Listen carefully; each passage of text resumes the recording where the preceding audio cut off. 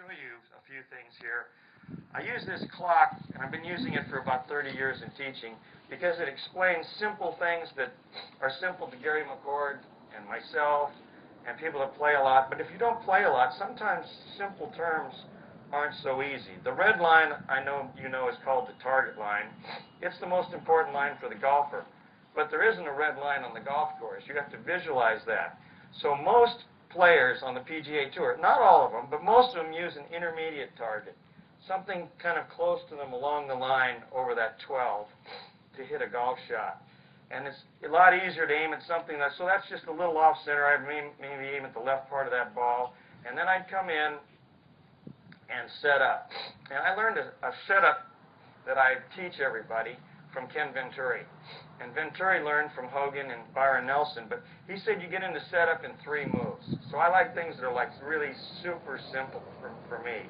And one is you aim the club, then you drop your left foot, and then your right foot into position. And almost every single tour player does that. They don't think about it, but that's how they do it. And you drop your lead foot because that allows you to play the ball off your left heel, the center of your stance, whatever. So if you want the ball in the center of your stance, you would take even steps. If you want it forward for a driver, you're going to take a big step, and then a small step first, big step there. Then you have it off your left. You can hit balls with your feet right together and swing the arms. And hit it straight, hit a hook, and it flies. So you learn to control the face a little bit. And then you do that off one foot, straight, hook, and a slice. And then off the right foot, straight, hook, and a slice. And then it's easy, you do these clinics for kids. That's how I learned to do clinics for kids. And then I just realized you're big kids, and you have to be entertained, or it's not good. So the other one was this way, your foot, like that. And they also liked hitting off the back of the club. So we didn't have too much money as kids.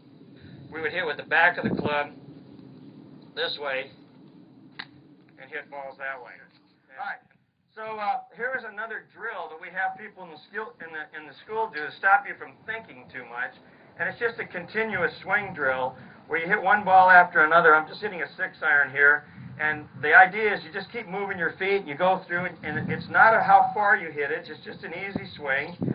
And you just hit balls, continuous swing, back, forth.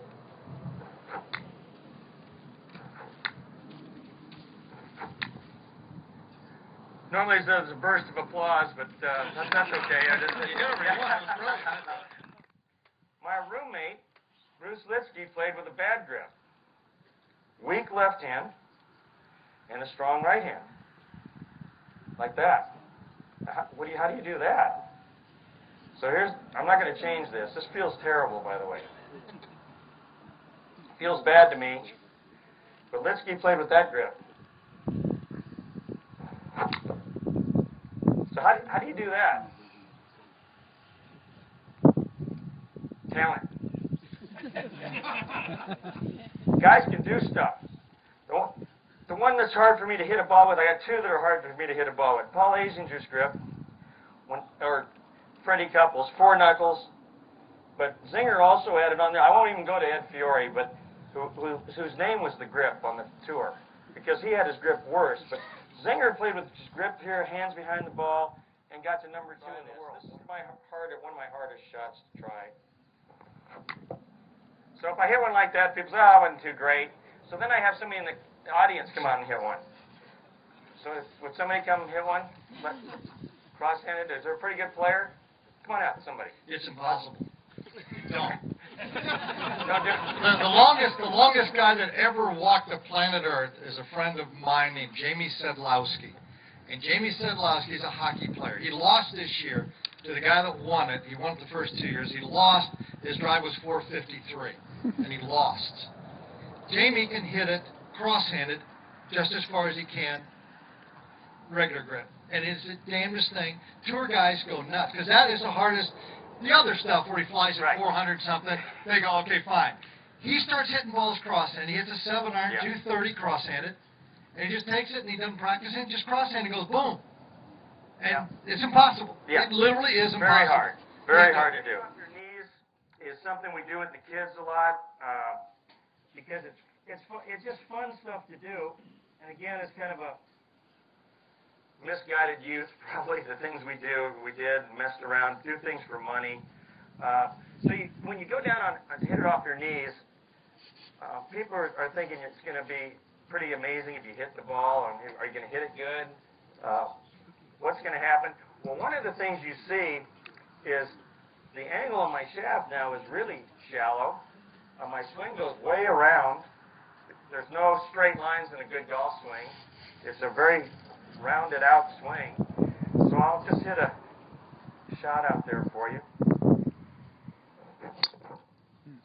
And it really kind of surprises people that, geez, well, it surprises me. I think I should play off my knees. I almost hit it perfect every time. You can hit a lot flatter that way. You know, when you first moved to Texas, you could have done that. Yeah, great chance to work with Greg Norman some and over the last 4 or 5 years.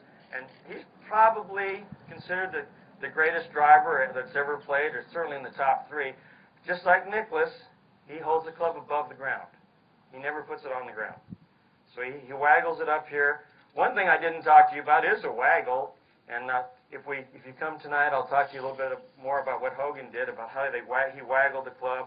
He kept his feet in motion, and he was very target aware. So a good player, many times, they'll get the club in there, they'll get set up, and then for the driver, they're going to tilt those shoulders a little more than the rest of your clubs. Your spine tilts a little more to the right, away from the target if you're right-handed, and your shoulders tilt up, which I just try to get people to understand. That's kind of the vision you want as you hit the golf ball, that the club's on the way up. One of the things I told you about hitting the 1,000 balls, so I would just take 2 balls and put them together, so I'd only have to have 500 if I needed to. And then that works pretty good on par 3s. You got 2 shots at it. You know, one swing, get 2 shots at it. The other trick shot guys do, since I do outings and things, and one of the things the kids like is they have this little tab that opens. I don't use a Heineken can for the kids. We use a Diet, 7-Up can or something. It has this little tab. So you could actually use this on a par 3 today. If you needed to hit it high, it's like a launch pad. So the ball's going to just run up this. If you want to hook it, you turn it to the left. If you want to fade it, you turn it to the right. I call BS. Huh? I call BS. No, it's true, Gary. Really? Yeah. So let's hit a hook. You say it, I believe it then, Jim. Well, the key is, a high hook is a tough shot to hit into a par 3 to a tight pin. So I put the tab in there. I get set up. Now I've got this launching high hook because it's an idiot. I like idiot-proof things. And that's an idiot-proof